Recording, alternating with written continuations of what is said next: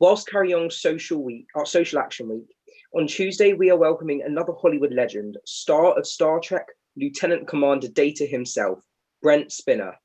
And then on Wednesday we have the right-hand man to Lord Sugar, businessman Claude Littner. You do not want to miss those interviews. So now it's the moment we've all been waiting for. Our special guest for this evening, Tony Bloom, is currently living in Australia. So it's around 4 or 5 in the morning there. So here is the interview when we heard from him earlier. Tony Bloom is an entrepreneur, professional sports bettor. Tony Bloom is an entrepreneur, professional sports bettor, and lovingly known, of course, as being the chairman of the Premier League football club Brighton and Hove Albion. Born Anthony Grant Bloom in Brighton 1970, Tony went to the local boarding school and, making his Jewish family proud, became an accountant at Ernst Young via a maths degree from Manchester University. From a young age, Tony had a knack for betting odds, first with the fruit machines and then on to sports betting. Realising that it was more than just fun and it was his true passion, he used his skills in maths to create and craft new strategies and systems to identify and calculate the best bets to make. The 1998 World Cup in France was a pivotal moment in Tony's life. When working for Victor Chandler for what is now known as Bet Victor, he convinced them to bet everything they'd won from the tournament so far on France to beat Brazil in the final. He was right, and as the rest, they say, is history. Tony went off on his own and created Star Lizard, with over 160 employees, use complex statistical models to generate football odds that are more accurate than those offered by bookmakers. They even somehow take into account the weather and the morale of the team. Due to the secrecy surrounding the company for obvious reasons, little is known about how their system actually works, but Star Lizard's success has made them the biggest betting syndicate in Britain. But of course, his success was just the start, as just 12 years later, Tony had achieved enough in his career to be able to purchase his hometown football club, Brighton and Hove Albion, and would go on not to just transform a team, but an entire community. He has invested in a brand new stadium and helped grow the team to be promoted to the Premier League in 2017.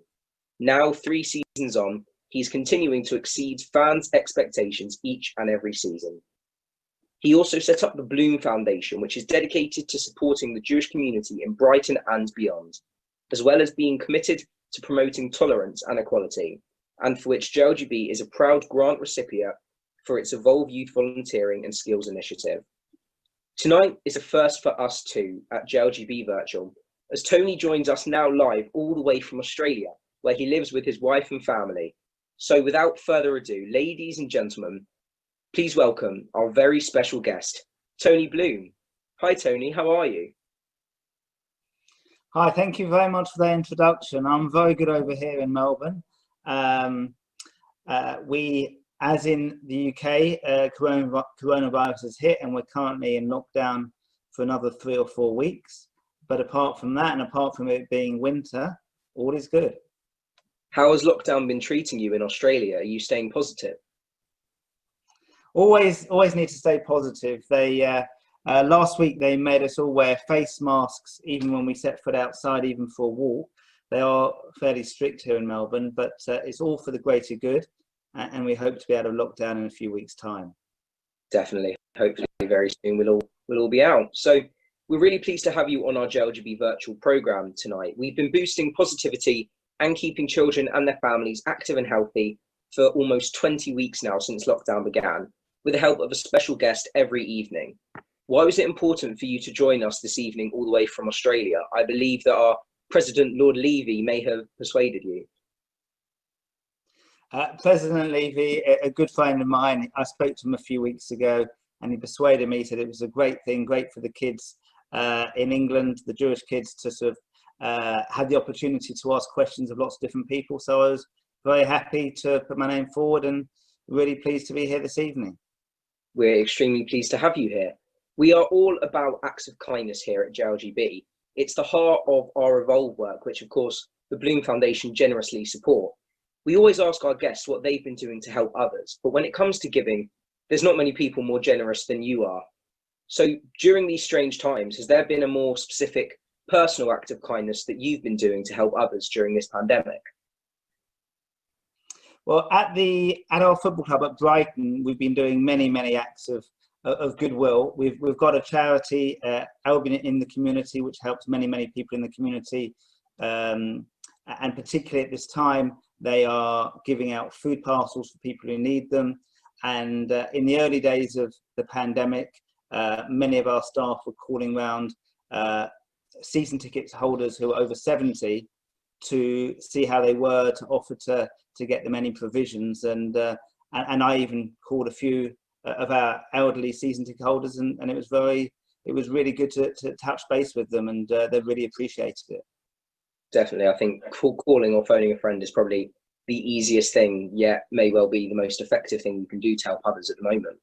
So let's go back to the very beginning with you. Can you tell us a bit more about your childhood, growing up in Brighton, and the youth opportunities that helped shape you? Your father and grandfather were both on the board of Brighton and Hove Albion.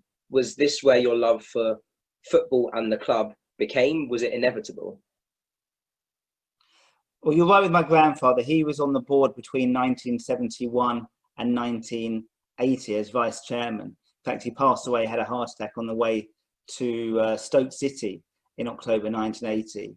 And it wasn't my father. My father and my brother went to all the games from a very young age.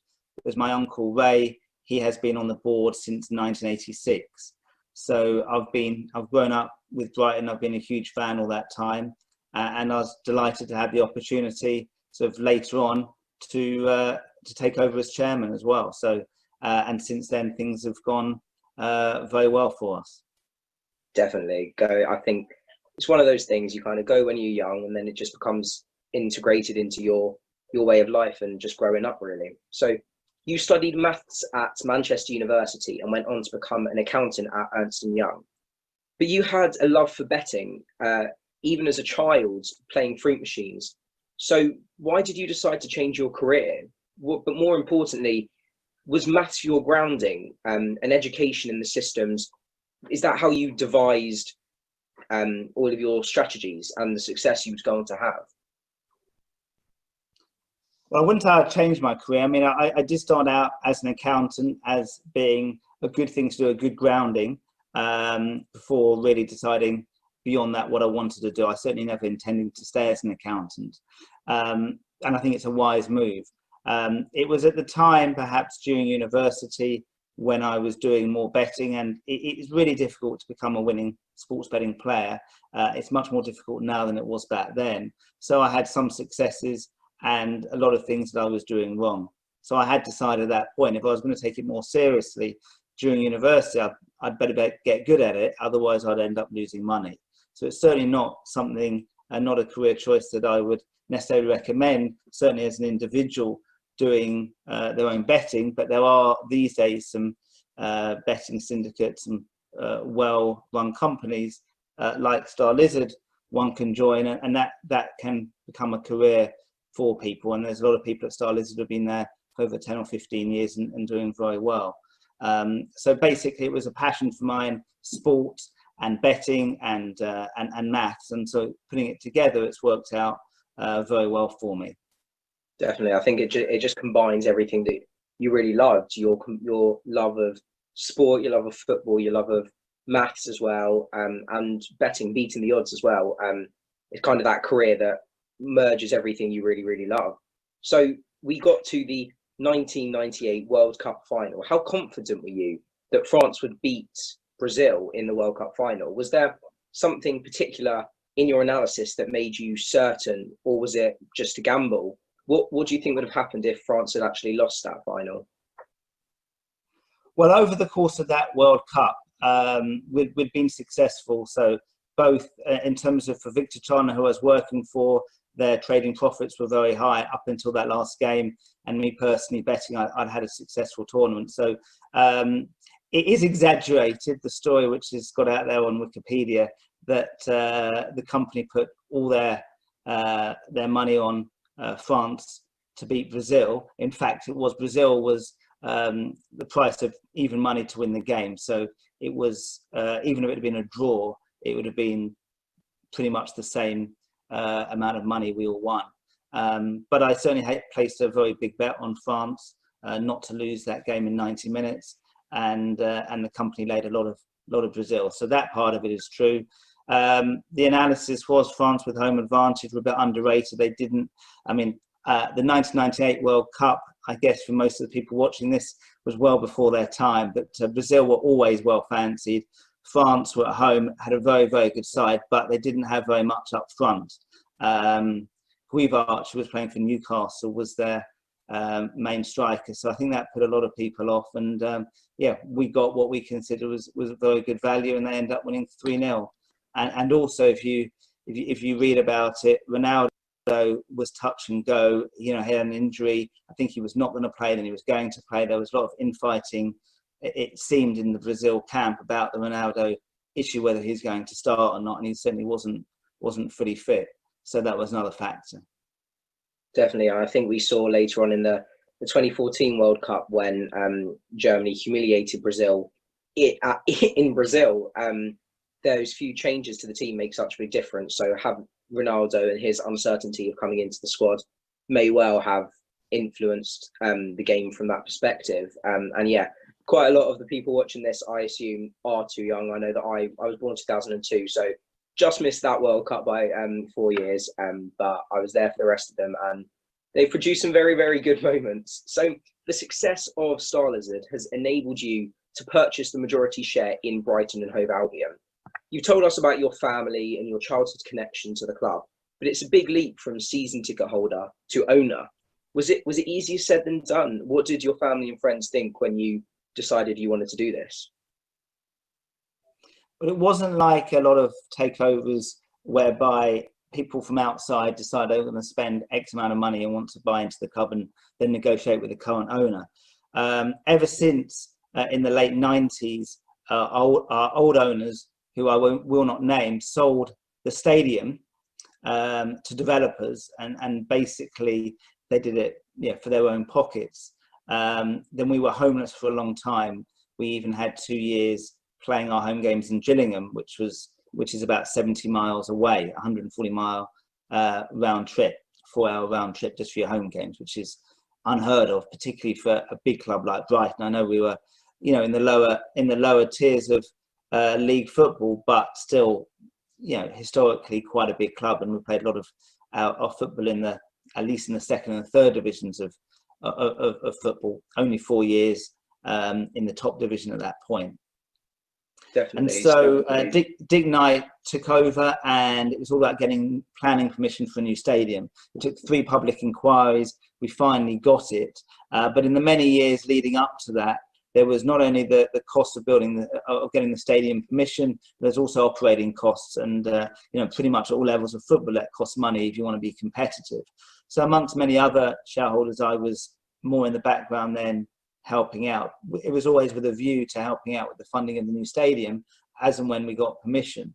When we did finally get permission, it was in the middle of the financial crisis, and I took over at that point, or just after that point, when it was difficult to get outside funding, or impossible. So although I was always going to be putting in a significant proportion of the money needed to build the stadium, I ended up putting in the vast majority, and then ended up with the vast majority of the shares. And since then, we've done, it was 22,500 when we moved in 2011, and since then we've made some extensions, so now it's about 31,000 capacity. And at the same time, over the last few years, we've built a state-of-the-art training ground, which is one of the best in the country. So I'm very proud of that. So a lot of the money I've put in is into the infrastructure of the club, and not necessarily on the operating costs and player salaries, etc. Although a certain amount has gone into that as well, which you need to do to be competitive, to get promoted, and also to stay up. It is incredible to hear, like with a club who maybe aren't as well known as like the Big Six in the Premier Leagues, clubs that started lower, and with this money, putting it in, making the stadium 31,000 capacity, it really boosts the club from the inside, and we don't necessarily see that. What most sports fans see is just the football, what happens on the pitch. but everything behind the scenes has an influence on that, which is partly the reason now we see Brighton in the Premier League, not in a relegation battle. They're sitting mid-table, they're fine. So now we've got a few questions from some of our audience members that we've got. So our first question is from Alfie. Hi, Tony. Hello, Alfie. Hi. So how does it feel to bring Brighton and Hove to the Premier League in 2017? As a long-suffering fan, as well as owner, you must have been jubilant. How did you celebrate? Well, the day we got promoted was a home game against Wigan. We weren't at our best. This was going back to 2017, and although we knew even if we hadn't won that game, it was going to come because we were quite a long way clear. But the emotion of that, after that game, with me and my family and the board and our fans, was immense. So it was a huge relief, a massive amount of emotion, and the night lasted a very, very long time, and it will be long in the memory. Well, it'll always be in my memory for as long as I'm alive. So, great scenes, a great occasion. But it's all about then after that, keeping up. Although getting to the Premier League is great, staying up is extremely difficult each season, and it only gets tougher as more and more clubs get bought by extremely wealthy owners, typically from overseas. So we just have to make sure that we're best in class as everything we can do to give ourselves the best chance each season of minimum staying up. And obviously you've got to have ambitions to be even better than that, which is tough. Of course. Thank you very much. Thank you, Alfie. Our next question is from Charlotte. Hi. Hi, Charlotte. You own 91% of Brighton and Hove Albion, and so by rights can make any decision you want by yourself, and yet you don't. You actively involve the board, the CEO, and professional staff in your thinking and decision making. Can you tell us more about this collaborative leadership style and why it's important to you? Thanks, Charlotte. That's a great question. Well, first of all, I think in any business, to run it really well, you want to be collaborative, even if you can always make the final decision, which I can. And there would be the occasion when perhaps I disagree with the majority of the board and perhaps do go a different way. But in that situation, I'd always try and understand their thinking, and we'd have discussions. And almost all the time as a board, particularly for significant decisions, we will come to an agreement. And there are some things, which there's a lot of the board members, and particularly the CEO, Paul Barber, who is superb, will be much more better informed than myself. And so for a lot of those decisions, I will let them make those decisions. So I think being collaborative, in a lot of things in life is really important. And it's something that, I encourage all my staff to do. Thank you. Thank you, Charlotte. So our next question is from Joel. Hi there, Tony. How are you? I'm good, Joel. How are you doing? I'm good, thank you. When I read this fact, I was actually quite shocked. So you could be driven or even fly around the country, but you famously travel to away games on the train with fans, including the difficult return journeys if you lose the match. Often there's a worry about security, and you're really more of a fan on the match day as opposed to chairman. Can you tell us why you do this and what entices you to travel on the train with the fans rather than on a plane? Well, thanks for the question. Well, first of all, I live in London. I live quite close to Euston and King's Cross, so it is actually very convenient for the northern games to travel by train. And I prefer that mode of transport than driving, although I occasionally drive, and certainly going down to Brighton, I'll often drive. I've never had any issues with anyone, with any fans. They're very supportive. So, I've not had any problems regarding security. I have lots of chats to fans and other people on the trains. It's a very social way of traveling, and it's comfortable. So for me, that's the way I've always done it. Okay, fair enough. Thank you very much. Thank you, Joel. And I think it just kind of highlights your integrity as a man and as a Brighton and Hove Albion fan, just from the beginning, underlying all the work you do for them, you are a fan. And I think just traveling with them, it definitely, it just makes it more homely. It makes the fans think he's one of us. He is just one of us. And at the end of the day, you're a fan. You support the club, so they know you're going to try and do the best you can for the club. So I think, yeah, there's no reason why security would ever be an issue.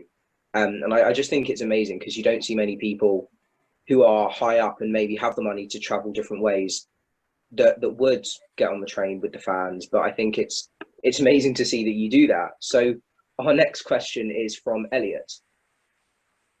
Hi, Tony, how are you? Good day. Hi, Elliot. I'm good, thanks.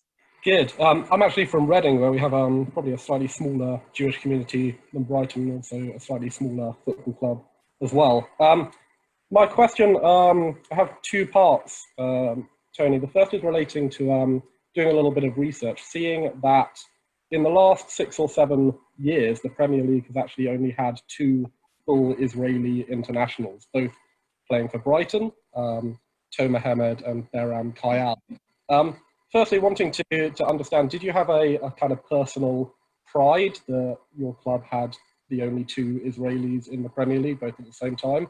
And also in relation a little bit to Hemed being Jewish and Kayal being a Muslim Arab, do you take into account, when bringing in players, the personal relationships between them and understanding how they would work well together on and off the pitch?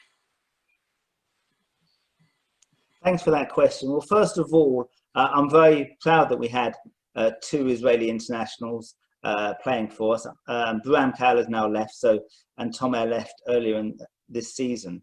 But first of all, we recruit not on nationality or anything else. So it was just a coincidence. They both happened to be Israeli and both playing for Brighton. When we brought in Tomer, we got Beram first. We also knew that they were good friends. So that does make a difference. So in terms of background, we've got to make sure that players we bring in fit in, and I was very confident with both of them, particularly bringing in Tomer, because Beram, one of his best friends, was at the club. And if you bring in players from overseas, you've always got to think of if they speak English, and if they don't, what other language, what their mother tongue is, and how we can help them. So looking at their background, and particularly the Premier League, is very unforgiving. So we do look at backgrounds, but we basically, the starting point is what their footballing ability is and what they'll be able to do on the pitch for the manager. Perfect. Yeah, I think you hear a lot, right, about clubs bringing in interpreters for players that don't speak the language. So it must be a good consideration to have another player that's already there, established at the club, that can support a new player coming in.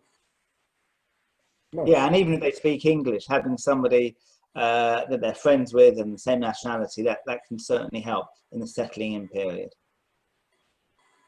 Thank you. Thank you. So our next question is from Ricky.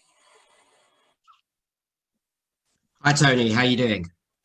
I'm good. Hi Ricky. Hi there. Thanks so much for joining us this morning. So obviously we're a youth programme and have to deal sensitively with topics like gambling and betting, but you are a successful championship poker player. To you, poker seems to be both a science and an art. So you famously once said, poker gives you a good grounding in lots of things, including reading situations and reading people and making tough decisions. Those skills can be used in business and certainly in running a football club. So from a leadership perspective, can you tell us more about those transferable skills, the decision-making process and ability, and how to better read people? We'd really like to hear your insight on that. Well, poker is a great game, and it's a gambling game, so one has to be cautious when one's gambling, because it can get you into financial trouble. But out of all the gambling games, poker is a brilliant game for the mind. It brings in so many elements about reading the cards, understanding the game. It's a mixture of skill and luck. In the short term, it's a lot of skill. In the long term, it's pretty much so in the short term, there's a lot of luck involved, but in the long term, it's very skill based. So in terms of reading situations, if you play with for quite a few hours with the same players, you can tell if you're good at understanding and reading body language, how they are in different situations and what they do in different situations with certain cards. And that can take many days. It can take weeks and months. The top professionals will often play against the same players week in, week out, and they will know them very, very well. So I think it's just a great grounding in understanding people, and being able to take risks at the right time. I think all these skills are very useful in life and in business in particular. Thanks so much, Tony. That's really interesting. Thank you, Ricky. So our next question is from Jack. Good evening, Tony. How are you? Hi, Jack. Yeah, good, thanks. Obviously, Starlizard uses various different statistical models to try and predict the outcome of a football match or any other sporting event.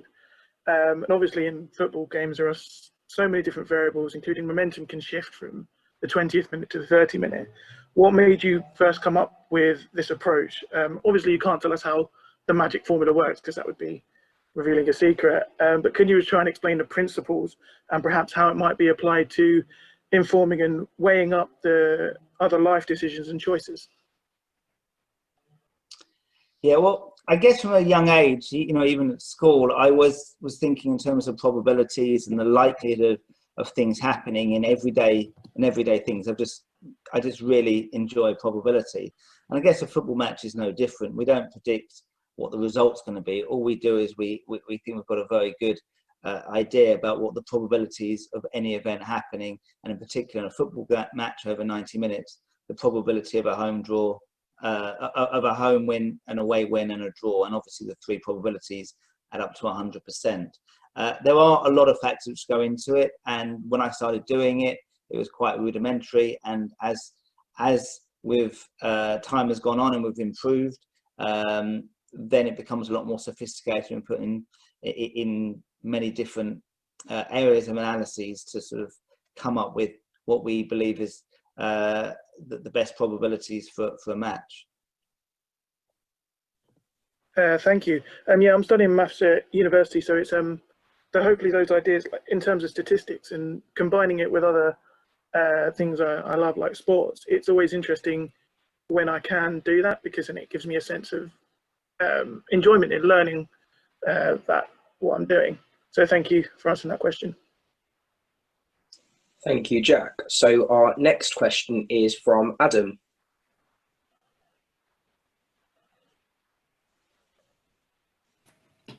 Tony, thank you so much on behalf of all the volunteers in JLGB for coming on. It's a real pleasure, and especially having a passion for football, as the virtual JLGB background is showing. Obviously, lockdown shut down football like pretty much every aspect of our lives, and there was a long period where ways of return were found, but without crowds for now. So I'm sure this has left a lasting impact, as it has for other industries as well. You've spoken before about the importance of football clubs to the local community, and especially clubs that we hear about in the lower leagues. With a lack of income from tickets, TV rights, maybe more merchandise with the shops that are open, are you worried about the sustainability of smaller clubs, and what more do you think perhaps could be done? Well, thanks for the question. There's no doubt this pandemic has been really, really tough for many businesses. And obviously there's the health side, which has been a disaster for the whole country and the world as a whole. But specifically in terms of many businesses, it's been extremely tough, and football clubs are no different. I mean, the good news is, from Brighton's perspective, although we have lost quite a bit of money this season because the broadcasting rights, we weren't able to show the games when we were meant to, so there's been a significant loss there, plus that our last 5 home games of the season were without crowds, which gives us significant revenues. But we were able to continue, and from our perspective, we were delighted that we stayed up. But lower down the leagues, you saw League One, League Two weren't able to resume because most of their money comes from gate money and selling merchandise and catering at the games. So one would hope that crowds will be allowed back as soon as possible. There is hope that come September, October, we'll be allowed a significant number of fans. There's a lot of discussions between the Football League, the Premier League and the government on that. But there's no doubt that lower down the pyramid, that some clubs will get into trouble. And it was shocking to see what happened with Wigan a few weeks ago, and the circumstances behind that are quite bizarre. But I do foresee quite a few other clubs getting into trouble. So what it needs is the football community as a whole, and from the Premier League and from the FA, and working with government to do everything that we can so that all clubs, or as many of the league clubs in particular, survive. And it's not just the league clubs, you know, even the non-league clubs. The positive thing with them is that they have very few liabilities, and obviously that the running costs are much smaller. But you know, Championship, League One, League Two do have significant cost bases, and if there's no fans allowed, they'll be under a lot of pressure. Do you think it might be a phased return for fans where the whole ground can't be full at an early stage, or it's probably still up in the air at the moment? It's very up in the air. There's no doubt, I would imagine, at least for the first few games, it wouldn't be at 100%. We would like it to get 100% as quickly as possible, as long as it's safe to do so. So there's a huge amount of discussions going on at the moment. There will be some test events, not just with football, but with other sports. I know in racing, there's going to be at Goodwood some crowds allowed there, and they're going to do a few test events, I think, in August. And then at some point after that, there'll be the Premier League's going to be back September the 12th. So I'm hoping there'll be significant fans from our first game of the season. Fantastic. Thank you, Tony. And well done to Brighton for a great season as well. Thank you. Thank you, Adam. And like I can say, Tottenham Hotspur is my favourite club, the one that I support the most. But lower down the leagues, you've got my local club, Barnet. I'm wearing their shirt tonight. It's just one of those things, one of those boyhood memories you've got of going to your local team, supporting them. It's not as expensive. The quality isn't necessarily as good, but it's just one of those things that like I couldn't live without. I couldn't not go and see Barnet every now and again. So hopefully the impacts that this pandemic has on the lower league teams isn't as bad, because I think, like you said, lots of teams will suffer. Barnet just missed out yesterday on the chance to play in the playoff final to get promoted back into the league, into League Two. But I think that this will have an impact, and hopefully we don't see the smaller clubs going out of business or anything like what happened with Wigan happen to them. But I guess it's unprecedented. We really don't know what's going to happen. So all we can really do is hope and be sensible. So our next question is from Bradley. Hi. Hi, Bradley. So around the country, smaller Jewish communities are on the decline as Jews tend to move to London post-university. You've been working hard to change that trend and have invested heavily in regeneration of Brighton and Hove Jewish community with more housing, a new synagogue, and cross-communal facilities, such as a kosher cafe, function hall, and an employment support resource. Can you tell us more and how you hope it will revitalise the area, and do you think remote home working will further this course? Well, thanks for the question. We're very excited about the rejuvenation of the Brighton and Hove community. As you said, that a lot of the Jewish community are moving to Greater London, which is quite natural, and probably Manchester as well. Those are by far and away the two biggest communities, obviously. So I've been part of the Brighton community for a long time, even though that, well, I'm in Melbourne right now, but for another year or so, but I live in London. But I have big ties there. My parents still live in Brighton. But the problem is it's an aging community, and a lot of the young people have moved away. And there's also a Jewish community in Brighton who perhaps haven't got the facilities and who want to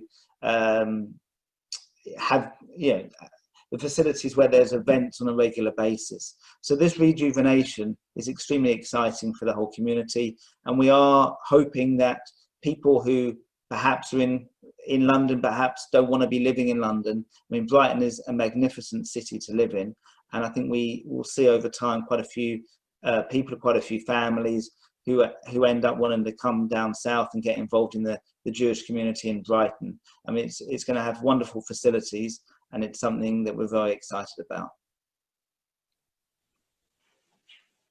Thank you, Bradley. So, I mean, I can say I've been to Brighton, not recently, but in the past few years, I've got friends that live in Brighton, and they're really happy there with the Jewish community there, with what's being done, the rejuvenation, like you said.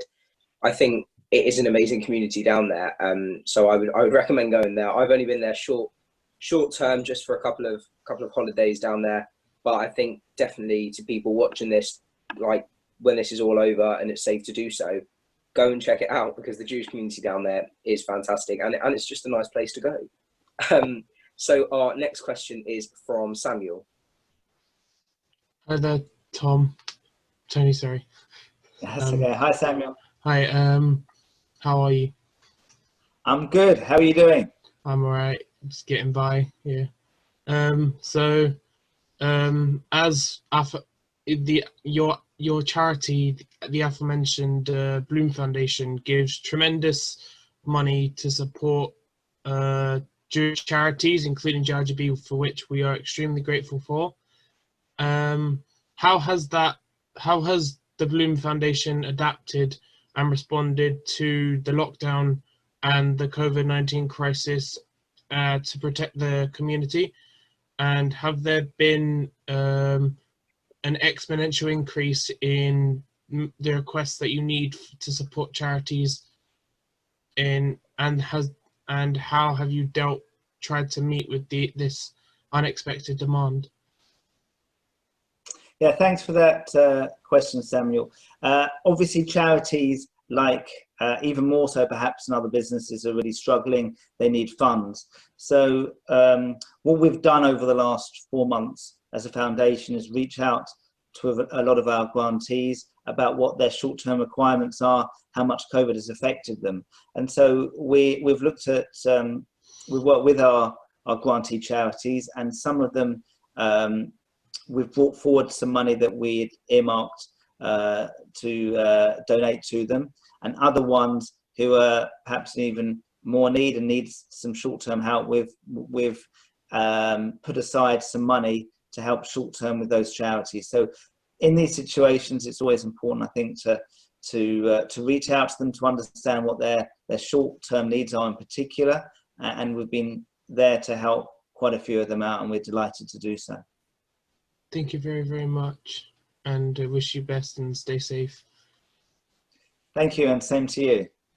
Thank you, Samuel. So our final question is from one of our younger members. It's from Brandon.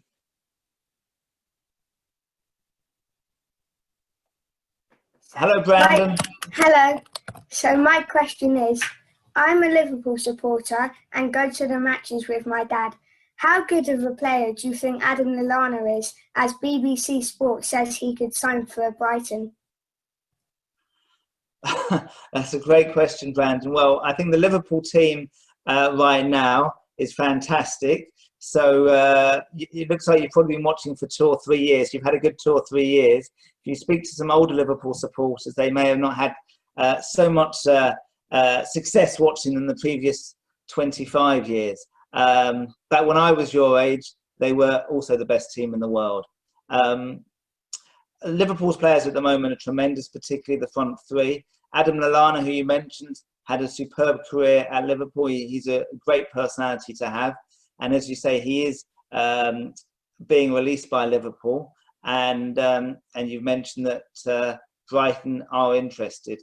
I unfortunately don't like to talk about players until they've signed for us. But all I will say is he is a tremendous player, a tremendous character. And if he was to join Brighton, I think he'd be a big asset to the club. Thank you. Thank you, Brandon. So what's next for you, Tony? What does the future hold in store for you? Are you staying in Australia for the long term? Well, my wife is from Melbourne, so we decided a while ago we were going to spend 18 months over here. The kids could spend time with their Australian family, and they would get the experience of living in a different country and going to school here. It's not quite worked out as we'd hoped. Like a lot of people the last 6 months, we were not expecting anything like coronavirus. And as I said, this is the second lockdown in Melbourne, so they're doing some having Zoom lessons every day. But the idea is we will be here for another 12 months. I'll be going back to London on occasion to make sure my businesses are going well, and to be with the football club. And we are being kept very busy. The football club, the season finishes later today with our last game away at Burnley. It's quite nice to be very relaxed about it. It's still an important game. It's a Premier League game, but relative to other games, it's not so important. If we win it, we could end up with 41 points, which is the most we've ever got in the Premier League. And as soon as the game's finished, we're very busy preparing for the season, which starts in about 6 weeks. There's always a lot of transfer dealings. The market's going to be quite different, I think, to previously. It's just a short amount of time to the next game. Plus, there's a lot less money, I believe, going to be around. So very busy for me personally, but I'm looking forward to it. And it's always good to be busy. Definitely. I think for Brighton fans as well, for the Brighton players, there's been a lot of games, quick succession, obviously, to get the season finished. I know that Adam and Brandon and all the Liverpool fans are very glad that the season's been able to finish. But Brighton as well, they can now enjoy this game, 4 points clear of the relegation zone, so they're fine. They don't need to worry as much. But again, that high score, 41 points, would be, I think, phenomenal for them as well. And I can say Spurs are under a little bit more pressure. We've got to make sure we win this, and hopefully Chelsea can beat Wolves so we can secure a Europa League spot. But I think we're also grateful that it's continued and that sport is back, not necessarily as we know it, but I think it's just really good that it's back and that we have something to watch now. And we'll see now with the Champions League and everything else coming back, hopefully soon, that hopefully we'll get back to normal, as we don't know what normal is, but hopefully we'll get back there very soon. So these are unprecedented times. The physical, mental health and economic impacts may yet affect us all for some time to come. But do you have hope for the future? What positives do you think will come out of this situation?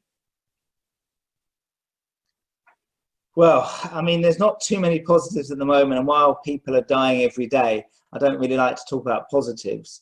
But it is going to be a new normal, and distance working from home is going to be, even when the coronavirus hopefully is totally gone, I think that could be a new normal for some people and some businesses, which may be a positive.